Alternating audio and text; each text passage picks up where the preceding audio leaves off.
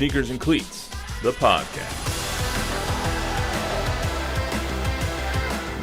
Welcome back to the Sneakers and Cleats podcast. This is Monday, August 28th. Forgot what day it was there for a second. Episode 19. Don, 19. What number comes to mind? What sport? I don't care. Johnny Unitas, first thing that pops in my head. Yep, got to go with Johnny U as well. Johnny Unitas popped into my head as well. I'm trying to think of other 19s. I know that Lionel Messi played like one of his first games before he switched to 10. He was 19. I think that was what he scored his first goal in. So I remember that as well. But basketball, Willis Reed, New York Knicks. What about Jakob Poeltl? Didn't he wear 19 up in Toronto? I don't know. I didn't know him in Toronto. I told you Keyshawn was the one that popped in my Yeah. mind first, but we kind of played that card the last episode. Keyshawn. Keyshawn's good. Speaking of Keyshawn. Robin Yount. Good one. Very good one. Tony Gwynn. Hold Yeah, on. Don Harris is on a baseball. Hold on. Who the hell Nice work. is that first name you just said? Robin Robin Yount. Yount? Great No player. Great baseball No player. idea who that is. Hall of Famer. Hall of Famer for the Brewers. Got called up when he was 19 years old. What Lance era? Allworth. Lance Allworth's a good one. Yep. What era is this Yount person? 80s, 82, 90s. early. Yeah, he went to the World Series with the Brewers in 82. Yeah. He still looks amazing. Plus, he's a fellow Californian. You should know this, dude. Oh, yeah. I'm supposed to know all the people that have ever come from California. Well. I know Tony Gwynn. Dude's a Hall of Famer. I mean, come on. Oh, I'm not asking you to do much homework. Here's one for you. This is odd. Joe Montana wore 19 with the Chiefs. He did. Even though he wore 16. So I don't think he qualifies. He qualifies. It's what you remember that person Yeah. with. So Bernie- 16, I guess, would be what I remember Joe Ma with. Bernie Kosar. Bernie Kosar.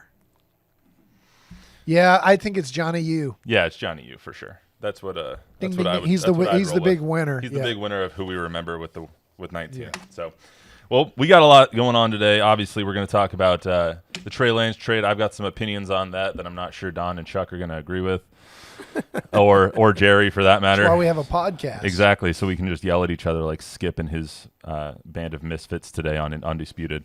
So, Cowboys preseason now come to a close. We will talk about the final preseason game, which was really just the Will Greer show, and what the final roster is going to look like. Plus, this is week 1 for college football, so we'll get some takes on who we think our college football playoff's going to be, what UTSA and Texas A&M, the Longhorns, are going to do this weekend. We'll get into all of it. As always, I'm your host, Matt Roy, joined by Don Harris, Chuck Mikatinik. Guys, how are you doing today on this Monday?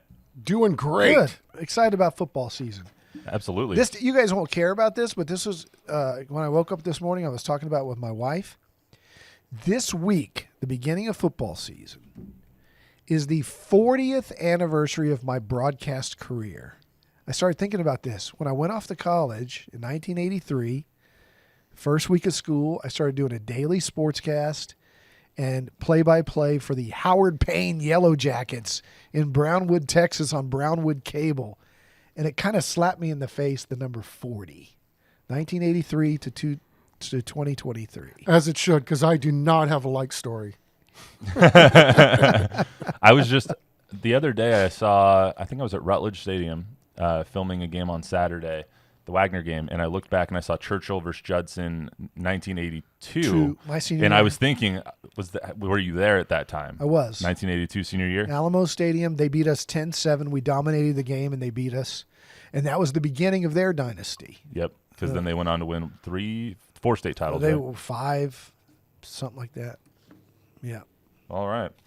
Well, big news from really Friday, I think, Friday night, the Friday night news dump, was Trey Lance getting traded from the 49ers to the Cowboys for a 4th-round pick.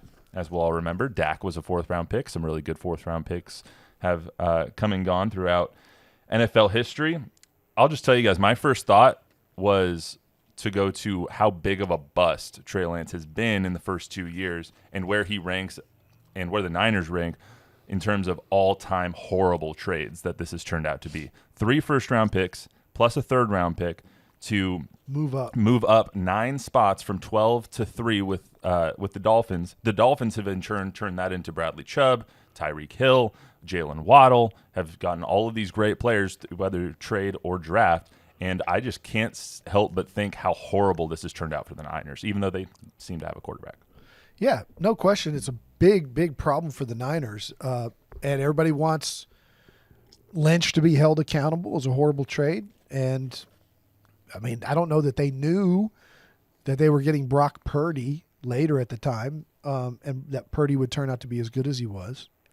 So you can look at it from that perspective and be 100%. I also think it's a great opportunity for the Cowboys, upside versus risk reward, and Trey Lance could turn into something better than Dak. And if he doesn't, all you're out's a fourth rounder. It's not like you're out 3 number ones and a number 3. And so I think it's a move they felt they had to make with the cost being that cheap. It's always tough to equate, what is the worst of all time. I mean, you certainly make a compelling argument that this could go down that way. There's the other side of this, which is Trey Lance is still very, very young. And I think the Cowboys make this trade in part because of McCarthy's history with coaching up pedestrian backups. I mean, we've seen it time and time again. Now you're going to give him a guy that there's going to be no pressure on. He can mold him, give him the same things he was giving Will Grier, ironically, but with a better skill set. And let's see how it goes. I mean, I think it is a low-risk maneuver by the Cowboys. I did find it fascinating that Jerry was as emphatic as he was about not telling McCarthy he was doing this, not telling Dak he was doing this, that organizationally they felt up top at the very top, which means Jerry, that this was a no-brainer move. And now this kind of becomes McCarthy's pet project, where we think enough of you as a coach and what you've done with other quarterbacks before. Now let's see what you can do with this guy. Not necessarily in the vein of he's going to unseat Dak at some point, although you never know with injuries and the like. But I think it's a fascinating move, and leave it to Jerry and the Cowboys to make a move like this late into training camp. That's the one astonishing thing, I think, to me, because now you risk Will Grier with a guy who's been in this system for as long as he's been there, 2 training camps, plus has this knowledge that he can now take to another team and use it against the Cowboys. Yeah, but you get the same thing there with like Trey Lance giving information from the Niners to the Cowboys. But either way, there's so many facets to this trade that really just kind of perked my ears up. First one was that this is probably one of the worst draft picks in history, next to Jamarcus Russell and Ryan Leaf and Zach Wilson, if Trey Lance ends up not playing very much. I mean, he didn't really get a fair shake his first 2 years because he's been injured. But the second thing was, if it ends now, if it ended right now, he would be one of the worst draft picks in history. Correct. Same with Zach Wilson. He would be in the top 5 of worst draft picks of all time. But it hasn't, which is good. However, I think that trading for him is not nothing. It's absolutely not nothing, because you hear from Jerry, okay, it's just a 4th round pick. It's a development project. Well, if Kyle Shanahan, the quarterback guru of our generation, couldn't develop him, why do you think Mike McCarthy can? Like, that's my main question. That's valid. But at the same time, I don't know. I mean, they were gung-ho about this guy before week 2. He was their starter going in the last year or two before he broke his ankle in week 2. And they loved him. Then they got Purdy. And then they got the other guy. Darnold now. Darnold.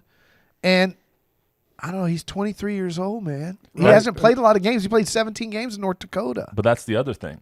You have Trey Lance, who is a first-round pick, has all the talent in the world. He's only played 15 games between his first year in college and right now. So he hasn't played much. He needs some development. I think we can all agree on that. But if, one, he can't make it on Kyle Shanahan's roster when he was gifted they gave him basically every opportunity he could get because of where he was drafted and what they gave up for him.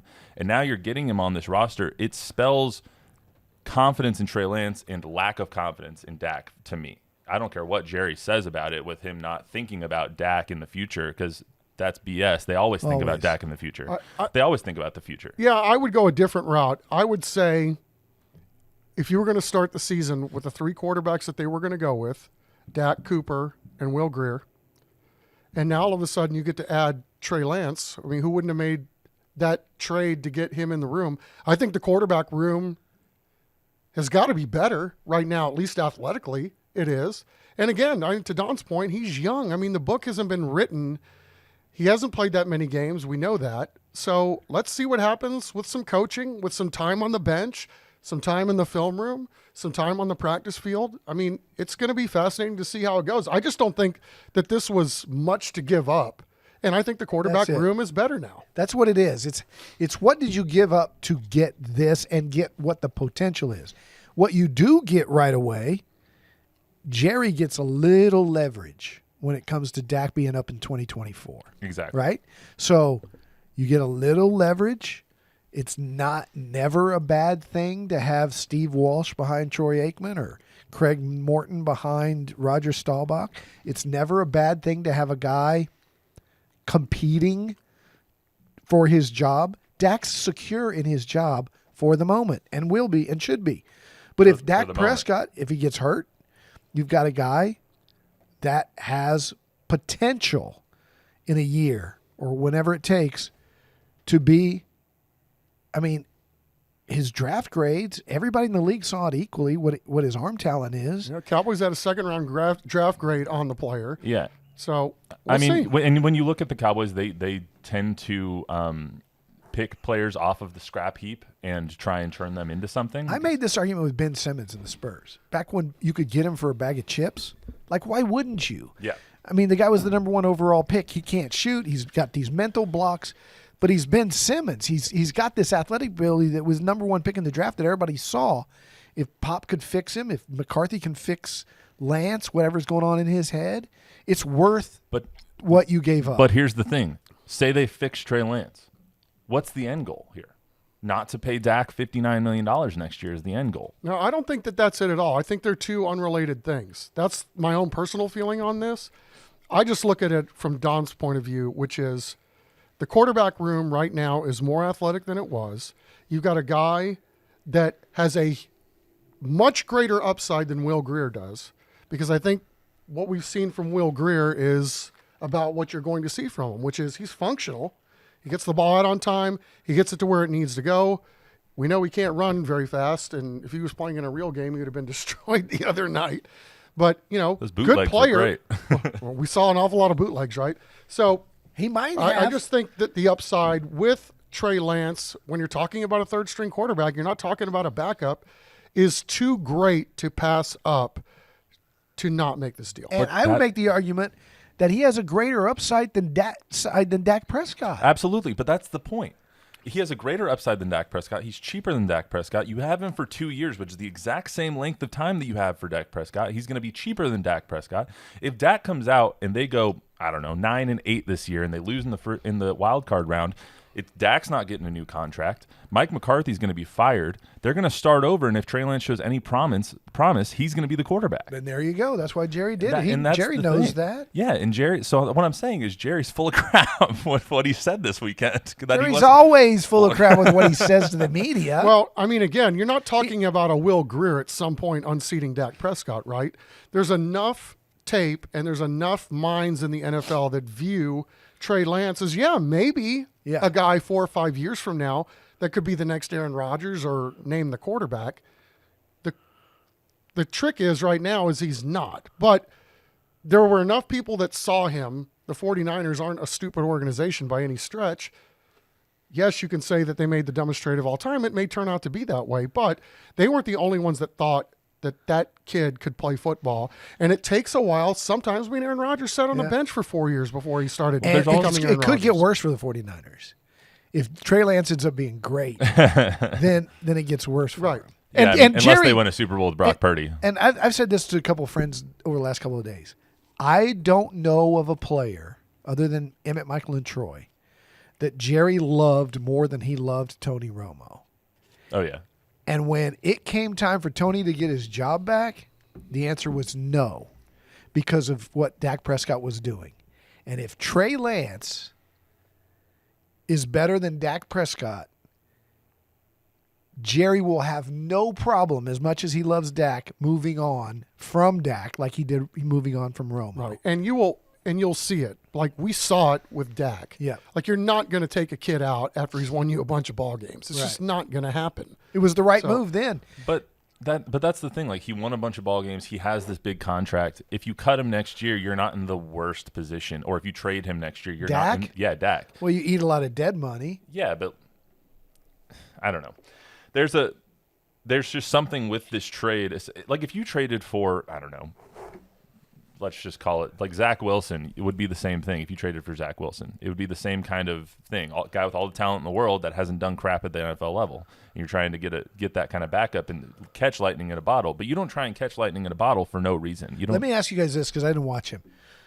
Before he broke his ankle in week 2, did we see in the preseason in week 1 that Trey Lance could play? Well, it was a little hard because last year, week 1, he played against the Bears, and that was in the monsoon. Right, That was and he played pretty well in that monsoon. Yeah, too. I mean they lost the game, but like anybody could have lost the game. It didn't matter who was playing quarterback that day. You couldn't throw the ball at all. He did a good job throwing the ball in the rain. In fact, Yeah. Jerry pointed that out. Absolutely. We know he can throw the ball in the rain. Absolutely. And then week 2 he broke his ankle. I mean in the preseason he made some throws. I remember one fade ball down. He put it right over the left shoulder in between the sideline and the man. It was a beautiful ball. He has all the potential. He has all the tools, and that's the thing that I guess doesn't sit right with me with this trade, like especially after you hear from Dak and last night or Saturday night when he was like, yeah, they didn't ask me. And the look on his face was that he was a little taken aback by this trade because he knows the potential of Trey Lance. Well, I think if you're in the business of team building, and this is what teams do, you got to look to the future some way, shape, or form. And I think this is a way of doing that. You've got nothing to lose by giving a 4th-round pick up for a guy you had a 2nd-round grade on, has very limited playing time, obviously. But, again, they're looking at this for maybe 2 or 3 years down the road. Everybody wants their quarterbacks to be uncomfortable. Quinn Ewers, he's the starter in Texas. He's got Arch Manning and Malik Murphy breathing down his He's neck. the most uncomfortable person in the United States, Quinn Ewers. I mean, there's and most programs. Look at A&M. Look at whoever do you want to look at other than maybe Frank Harris at UTSA. Everybody's got that guy that they want to go recruit the next guy. You got to be deep, and you got to win the job. Well, I think it's an endlessly fascinating deal. That's what I think I've learned here is that there's no more fascinating a deal that they could have made. I don't think, unless it was trading for Aaron Donald or something like that. Like this is just endlessly fascinating because of the pressure that's already on Dak to perform after his sorry year last year with his leading the league in picks and all that stuff, and all the pressure that is traditionally on the Cowboys nationally. It just puts them even more in the spotlight, which I guess is what Jerry wants. Sure. Well, let's talk about the on the field preseason game. Final takeaways. Chuck, what were your final takeaways from the game outside of Will Grier, who obviously played really well, and it was really just a showcase for him to get onto another team? It was, and I mean the fact that McCarthy said it's the best preseason performance he's seen since Matt Hasselbeck, and I think he said 99. The fact that he completed as many passes that he did, threw for over 300, had 2 in the air, 2 on the ground. What fascinated me most about that game, Matthew, was that I was taking pictures around the stadium before the game, and when the Cowboys came out to see how meaningless of a game, and I have the air quotes around game, that this really was. I mean, just to see the Tyron Smiths, the Zach Martins, all in uniform but with hats backwards, jewelry. I was surprised that 9 was in a uniform and not playing. I was like, well, that tells me all we need to know about him. They like him more than I thought that they did. He's not even going to have to show out in this game, that it really was for the bottom end of the roster to maybe see if there's something that you don't see or that you haven't seen somehow, some way, some form during the course of all these practices. I think they already knew who their 53 were going into that ball game. I think it was pretty apparent. And what crossed my mind more than anything was, we got to get rid of one of these preseason games. This makes no sense whatsoever. Man. I don't think so at all. I don't know. You know who loves that game? Dwayne "The Rock" Johnson. Well, you know who loves that game is 37 people that are about to get cut. That's what I'm saying. Those 37 people were already cut. That's so, why I mean, said why are we Dwayne Wright. doing this? I mean, for me as a fan, and I've told you this before, you guys, you know this. I mean, When we're going to a family outing at the ballpark and we want to go watch an NFL game, we always go to preseason games because even Cowboy tickets were, I think, between $20 and $25 to get. Like, that might be the only opportunity for a family to go see an NFL football game, get in the stadium, and enjoy the game day environment. So why are we getting rid of one? Well, because of what we saw on the field, it looked like the JV, both teams. It was, but still, for fans at least, it's a chance to get in the stadium and see AT&T and Pay $15 Right. for a beer. I'm Yeah, all. I mean, I'm all. do what you gotta again, do. I'm all for that. We can have 2 of these, one game like that a year, and then let's turn this other preseason game into a regular season But game. how about this? and expand the rosters? Look at me, I'm spending somebody else's money. But Love it. how about this? Hunter Lepke had a really good game. Do you think he's not going to make the roster probably? But that game was probably important enough to them and to him to maybe make the practice squad and keep a job. So there's that to be said as well. Yeah. Right. But what did you see that everybody else saw, which was he looks like he's a step too slow. You know what he's like, a guy that could have played 10 years ago. He could have been the John Kuhn for the Packers, but that world doesn't exist anymore. There's speed everywhere up and down the lineup. Not saying there's not a job for this player somewhere. It's Dwayne "The Rock" Johnson. It's just a different The sport. San it's a different Antonio, game. what's the name of our team? The Brahmas. The Brahmas. The San Antonio Brahmas. But what about that game for someone like, I don't know, Brandon Aubrey? 59-yarder he made at the end of the game. I think he solidified. Well, yeah, he needs the reps. I mean, we're talking about a guy who's never kicked in the NFL. He'll be the guy on opening day. I Kicked don't in know a that he'll be in the a guy in football week game. 3. Gotcha. We're gonna get to that to them in a second. So final roster. Obviously, they're cutting down all of them right now to get to the 53, and then you have 12 men on the practice squad with the expanded practice squads. For a second, I'd just like to acknowledge to all the fans out there, for anyone chanting or cheering for someone to be cut, 1,200 players are about to lose their jobs. So when you're thinking about somebody that you want cut or you don't want to see on the team, just think about that. Like 1,200 NFL players are about to see their dreams done. So Dwayne "The Rock" Johnson is there for them. he is. The And, I mean, 54. The 54. But just think about that, everybody, as these next couple of days roll out and you see somebody get cut and you're like, good riddance. Well, that kid now has to go find a new career. So I think we know the quarterbacks that are going to make the roster. Dak, Cooper Rush, Trey Lance. There's no question about that. They wouldn't have made the trade for Trey Lance if he wasn't going to make the roster. Running backs, I think, is eternally interesting. Eternally? Eternally. At least until Tuesday.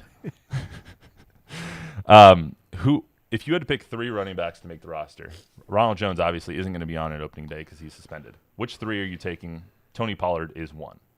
I didn't see enough of Ronald Jones to see how much is left on the tank. I know during OTAs and mini camps, the sentiment amongst some of the Dallas reporters was that Ronald Jones wasn't going to be there. Did Malik Davis show enough that he would be the number 2? I don't think so. Did Malik Davis show enough that he would still be the number 3? I don't know. I mean, these guys are going to play. We know that because Tony Pollard's not going to get 25 carries a game. He's not going to get as many touches, especially early on in the season. Now, he might in the playoffs, but it's fascinating, right? Because then there's the whole thing. You cut your roster, everybody else cuts down, and then these teams have scouts that have eyes on every other team. Is there a guy out there that is going to ends up being your number 3 guy? Will Greer is going to be somebody's number 3 quarterback, than better likely. than the guy that they have in camp. And I mean, again, the best part about this podcast is that we get to like throw things at the wall and not necessarily hope that they stick. But if you're the Giants and you've got the guy that Giant fans are hoping becomes their number 3 quarterback, and they're calling him Danny DeVito because he's an Italian kid. But, you play the Cowboys on opening night. Don't you pick up Will Greer for week 1? I would. Yeah. So you're going to pick the Giants? The Giants are going to pick him up?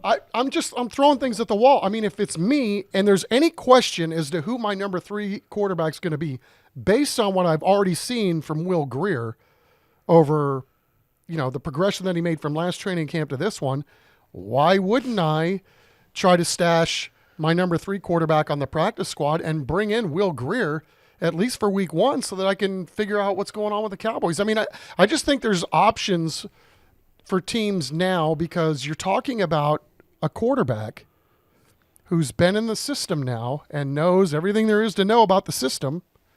And now he can give you good intel for week 1, or at least make the Cowboys have to pivot for week 1. Double agent man. So where did we settle on the running backs? I would go Pollard 1. Yeah. Shoot me, but I think Deuce is almost at 2 now. I think he's solidified his spot on making roster, and then it's Davis or Rico Dowdle. Who makes it to you, Rico or Davis? I think it's Rico. I think Rico's the number 2. I think based on the fact that Davis was the bell cow in the preseason game the other night, that 42 probably moved up the depth chart. I think so too. Yeah.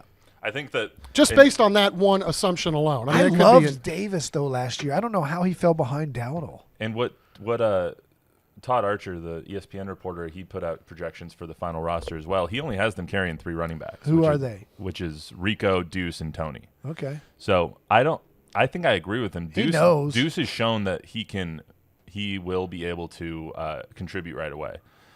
As at least a specialist or a gadget guy or whatever you want to call him. I mean, he'll be able to contribute. He made the team the first preseason. Absolutely. game. And Rico, I think he's shown some stuff this preseason. Yeah, I mean, the biggest thing for him is health. They've seen that. They haven't had a Where's he chance to from? really put it. Rico? Yeah. South Carolina or something. Okay. I think that's right. Somewhere in the southeast. Wanted to talk about receivers as well.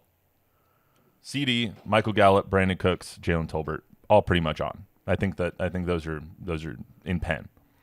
5th receiver. Turpin made it. Chuck says he saw him pretty much. Yeah, I mean, that was the dead giveaway to me. Like, they didn't even need to see him on the field. So he's probably solidified himself as a two-way guy. Do you think they carry 6? Man, I would hate to speculate on that because I really don't know what else or what other position groupings they're juggling at this point. Like, if you say that about the running back, that makes more sense to me that they maybe keep 6 wide receivers for what they want to do. I think that they might keep 6. If they were to keep 6, I would hope that it would be Houston, obviously for obvious reasons for us. Yeah. But I don't know if he's shown enough to be able to make the roster. I hope he does, but Dak loves him. Dak does love him. I think I'm just going through Todd's stuff here. He has 4 tight ends on the roster. He has Turpin making it. He has him carrying 5 receivers. Gallup obviously is one of those. Jalen Brooks, he says, might make it as the 6th. Houston is probably the odd man out, might make the practice squad. 9 offensive linemen, 10 D linemen. No real confusion there. He has them carrying a lot of corners and safeties. 7 corners and 6 safeties in the defensive backfield. Special teams. That's 13 DBs though. That's a lot. Usually you only carry 5 and 5. It's a lot of speed on special teams. And then lastly, you guys think that Brandon Aubrey made it? Yes. I think so. But again, just a guess. I wish I could be in the room with those coaches as they kind of divvy this all up. Would and you put have names on him the make board. it? Yes. Week 1. But I don't know at whose expense. I think that's what this all comes down to, right? And then obviously, again, you got to go through the waiver wire after this. Yeah. So I was on the beach for a week. Did anybody ever sign your 2 guys that you were pitching? Nope. They're still out there. Huh. Yeah, I don't know why. I really don't. But maybe it's one of those where, again, you give the kid every opportunity to see what he can do. And if he comes through like you think that he might, you're not paying him much compared to the salary cap and what you're having to deal with there. And then if things get squirrely, maybe one of those guys will be ready, and I'm sure they won't be the only ones that'll be calling those 2 kickers that are out on the street. Are the guys on the street, do we know if they're, eating Krispy Kremes and drinking a case of beer every day, or if they're actually in shape and kicking? I would imagine they probably went their own little training camp route. It's a kicker, so I mean they can do whatever they want, and as Smoke. long as their leg works. And I saw the Carlson kid from the Raiders walking out of the clubhouse. Dude I'm had a like, boot. what position does that guy play? It's like, he's the kicker. I'm like, you got to be kidding me. I was long, athletic. I mean, jeepers. Kickers these days, kickers and punters are stacked because they have nothing else to do besides lift. I was when I was at ASU, Michael Turk was there, and his uncle was a kicker or a punter in the NFL, and dude, when he went to the NFL Combine, put up 28 reps on bench because he has nothing to do except for kick and lift. It's Kid like at Jared UTSA. Sackett. Yeah, the other kid at UTSA, Hunter. Oh, yeah. Why did I think that Jared Sackett was No, Hunter? no, it was the Hunter kid. Hunter. Yeah, the kid from Cole. Why am Yeah. I drawing a blank on his name? Yeah, same thing. The dude benched more reps at his just about pro anybody day that on the team. than anybody that was at A&M's pro day. Yeah, And I'm talking about D linemen. because kickers and punters, just like I said, Well, I don't know. that's I mean, all I they think do. It also speaks, I think, to those guys as humans too, that they think of themselves as football players first, even though we may say, "Oh, that's just the kicker." Those dudes they're athletic and they're athletes. Hunter Duplessis, good call. We all know they're not actually football players. Anyway, no, Hunter I'm was just kidding. quite an athlete. Yeah, we saw him kicking in the XFL. All Great, right. great kid too. So the content machine that is Stephen A. Smith decided to say some blasphemous stuff the other day. I just want to ask you guys about it real quick. Basically called the Dak Prescott era in Dallas a failure. Whatever. Agree or disagree? Yeah, No- I disagree. no I mean, opinion. they've been relevant. I mean, I've said this a million times, so if I've said this on this podcast, I apologize. I would rather my team to be relevant than to be like the Miami Marlins and win 2 World Series in the course of we still think of the Miami Marlins as a team that never wins more than it loses. I would rather have a team that's at least at the doorstep every single year and relevant for 16, 17 weeks, whatever the case may be. I'd rather have that than the one that punches through for the Super Bowl once every 30 years and then goes right back to where they were before. You know, the old Kansas City Which Royals. one are the Cowboys? They are the ones that are at the doorstep. I mean, we've Really? done the numbers before. Yeah. Whose doorstep? Dude, they've only had, I think it's 4 seasons since they won their last Super Bowl where they weren't in playoff contention on the final week of the season. 4. That's Okay. it. So they've been there. They've kept us interested. There were, very few exceptions where there 4 or 5 win seasons where we weren't even talking about them in November and December, and that's always a bad thing. They're always irrelevant when you need them to be relevant. The The Cowboys Cowboys are are always relevant. If there's 0-16, they're relevant. going going on the doorstep metaphor here. I think they're just always in the car in the driveway waiting to get out to go to the doorstep. I don't really think that they're at the doorstep. But at least they're in the driveway, I guess is my point. I mean, give me somebody who's at least entertaining enough to Yeah. where you're still talking about them on week Well, 17. it's about expectations. If That's you're, what if it you're is. talking about It's failure. a cowboy. It's a star in the helmet, right? Yeah, David Chancellor talks about this all the time. Dak Prescott, just like Tony Romo, will be judged as a failure or a success based on how many Lombardis he wins. And if he doesn't, he's a failure. That's only because it's Dallas. He's a good quarterback. He's won 12 games the last 2 years. He's a good quarterback, but he's not going to be viewed in a positive light by Cowboy fans, just like Romo. Romo was very good. But Romo's the best statistical quarterback besides Dak that the Cowboys have ever had. But statistics don't matter. What matters is W's, playoff wins. So, I mean, if you're looking at it as failure or not a failure, I would say that it's a failure, but I don't think that the last 30 years, outside of the 5 after they won the Super Bowl in 95, have been a total failure because they've remained relevant. And that's pretty much Jerry Jones just tooting his let's just toot his horn for a second because he's the one that's made them relevant for 30 years. They're the world's most valuable franchise, and they haven't won in 3 decades. They're worth $10 billion, and they can't win a Super Bowl. Yeah. Jimmy did. Jimmy did. He'll never get in the Ring of Fame, though, because of other reasons. Let's get into some college football. UTSA opening this week in Houston. I think the game is a pick'em right now. I think at most sports books. Not that we can do that in Texas, but just to give you how close this game is projected to be. Last year it went to triple overtime in the Alamo Dome. I think Houston ended up winning by 2 because college overtime sucks, and we'll talk about that in a later date. But UTSA, do they win this week, Chuck? Man, put me on the spot. I'll say yes, but man, I sure hope JT plays. Yeah. Because I think with him and Cephas, the running back, as good as he is, of course, Frank, you got the big beasties up front, tight ends. I mean, they've got so much coming back. If they have JT on top of it, even if he's just out there on the field, as a decoy for a couple plays here and there, I mean, yeah, I think they do. I don't know why I think they do. I hope I'm not wrong, and I hope I'm not jinxing them. I just feel like they have too much to lose this first game. I think if these two teams play in week 6, I might pick Houston. But because they're playing in week 1, to use an old pop expression, the corporate knowledge that these guys have played together over the last, Frankie Harris, 20 years? What is it with Frank? Closing over the in last on. 4 years with Frank, At I least a think decade. gives them a huge advantage in week 1. Houston's got a lot of talent that they replenished through the portal after they lost Clayton Tune and a lot of guys. But these are guys coming in from the portal. Mm-hmm. When it's 4th and 4 and you got to get it, and you're Frank Harris and you look Oscar Cardenas in the eye in the huddle, there's something to that. Yeah. And so I think that's why they win. I agree. I think that they win this game. I think it's going to be close, but I think that they win in Houston, if for no other reason, because they are a healthy team right now.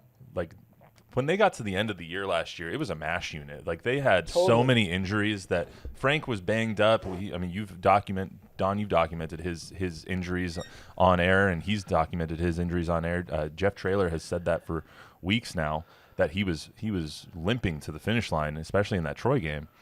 But they had so many injuries last year. They lost their starting right tackle. They lost their starting left tackle. They lost receivers. They lost everybody.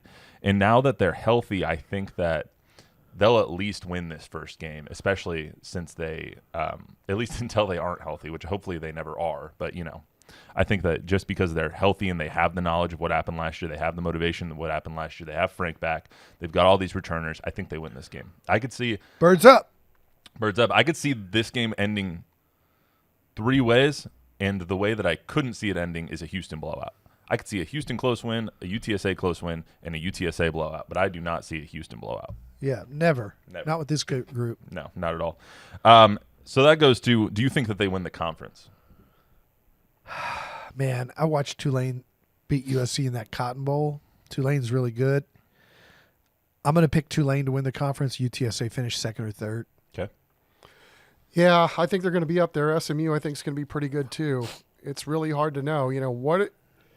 What's the health going to be like once they get to league play? That's what I'm concerned about, because I think they're going to ball out at U of H. You got nothing to lose year 1. Let's try to win them all, and then you got Tennessee. Army's not going to be a walk in the park. Texas State, I don't know if it'll be as physical as what they're used to playing, but they'll still know that they're in some sort of a rivalry game. I mean, I'm just worried about the health, as I am every single football team this time of year. I mean, we did a game the other night, Don, right? I mean, oh my God. How many kids did we see go down in that Yeah. game, right, Matt? I mean, Yeah. you were there. I mean, That was rough. That first TNL game right. was That's what we talk about. It is I hate to use a war analogy, but it literally is a baton death march for all these teams every year. I'm going to put all health being equal. Like, if everybody is 100% healthy at the end of the year, I think UTSA wins it. And so that's how I'm going to kind that's of fair. look at it. Because, I mean, you just can't predict health. And so Right. No. you No. can't predict health. So I'm going to say UTSA, barring injury, I think they're the best team in the conference because they have the most talent. I think they have the best quarterback in the conference. Frank having 4 off-season knee procedures bothers me. It scares me a little bit, too. Yeah. Because he needs his mobility to be as successful as he is. So I think they're going to win the conference. I'm going to go final record 10-2. Wow. Okay. I went 8 and 4. I'm going to go 10-2 I'm gonna go 8-4 too. because I think they beat Houston. I think they lose to Tennessee. They're going to lose a game in conference play, and I think they end up with the best record in the conference. And I think they win the conference title game. Birds up. I think 8-4 is the over/under, and I'll take the over. Give me I think that if they win the conference, if they win the conference title game, they will make it to not the football playoff, but they'll make it to New Year's Six Bowl. So that's what I got for him. Okay. Maybe I'm just No pressure. And then where does Jeff Traylor go from there? he goes back to Lisa Campos and says, "Where's my money?" Yeah. Or any other school in the nation. I know he wants to be here, but boy, he's going to be snatched up. Yeah. All right. How about the Longhorns? Longhorns, they're favored by like 38 this week. I don't think winning this week is even a conversation. I'll take the over. So how about 9.5 games won this year for the Longhorns? Over. Over. I'm buying Texas this year. And I'll take the under just because what we talked about last week. I think the hate is real. I think they're going to get everybody's Super Bowl every single week. And, I like the quarterback. I think they've got some decent players. It's just to be able to have to deal with that every single week, especially on the road. But even at home, I mean, you don't think TCU is going to be gunning for them? You don't think Baylor, exactly. all these teams that felt like go ahead and leave and then show them their way out the door. Tech, yep, you go right down the list. I just think it's going to be really, really hard for them to stack wins because they're going to have to play a physical brand of football every single week, and there's not going to be any weeks off. I would agree with you in most years, but I think their talent differential trumps that this year. Yeah. The kid that they got from Georgia, the receiver Mitchell. Oh, and you get him with Whittington and Xavier Worthing. You're talking about kids that are getting first, second, third round grades, and defense the same way. The linebacker Ford is going to be the best player in the Big 12. I think that their season goes one of two ways. Either it goes like Chuck said, and everyone gives them their best shot. They get banged up. They end up at 8-4, and it's a disappointing season for them, and they leave the Big 12 with a whimper instead of an exclamation point. Or Quinn Ewers wins the Heisman, and they show up and they go 11-1, and they make the football playoff. I think it goes one of those two ways. Yeah. There's no in between, in my opinion.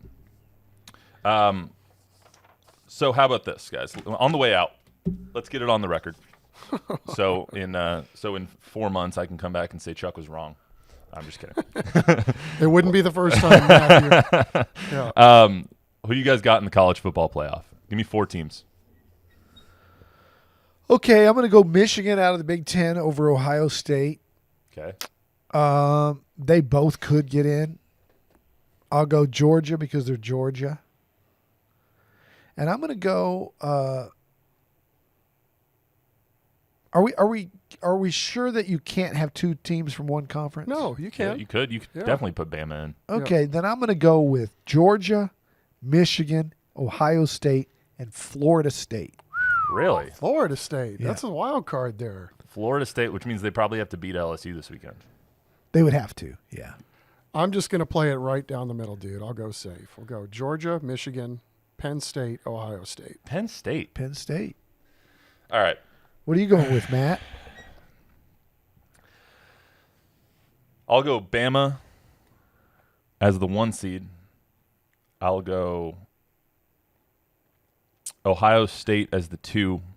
Why are you acting like you're thinking about this now? You posed the question. I did, but I didn't think about it. Yeah, and you were the one that told us to do the homework, and I I just know. said to run the internet. I and had see what other, everybody else I is had picking. other stuff. Matt's scratching his head like he hasn't thought I'm gonna this go. through. I'm gonna go USC as the 4. Oh, wow. Yeah. And I'll go Clemson as the 3. All right, so Bama, Clemson, USC, and Michigan. Michigan. Did I say Michigan? I think I said I Michigan. love college football. I can't wait. And we're all going to be dead wrong. I can't wait for it. Yeah, I know. I'll be lucky if I get one of those 4 Michigan's teams going to in. lose their first 2 Watch games. Texas Right, A&M. the coach sitting on the sideline. You just took a guy whose coach is sitting out the first 2 games. Watch Texas A&M win the SEC. Oh, that would be great. I'll shave my head if that happens. Wait, let's get that on the record right now. I will, if Michelle says I can, I will. I will shave my head if Texas A&M wins the SEC. I wonder what odds you could get on that right now. You know, if it was crazy odds, you might throw down $100 on it because they got a lot of talent, man. Yeah, it's a matter of probably being healthy for them to see if they can make a run. But I don't know, how menacing would Matthew T. Roy look, Don, if he shaved his head? He's already a menacing cat as it is. He's got a good shaped head, though. You can No, pull it off. I got a lumpy head Oh, because I hit my head a lot. I'll just leave it right there. I do. Okay. In the break room that we have, I hit my head all the time on those freaking studio lights. I also had to shave my eyebrows in college. I believe that. Oh, was that a hazing incident? No, sadly. I bet. It was a bet. So the year after the Broncos won the Super Bowl was 2016. I was brand new at Fort Lewis College, and we were in the O-line room, and we had a Raiders fan in there. I was like, okay, like we'll place a bet on who has a better record. We're coming off a Super Bowl. The Raiders always suck.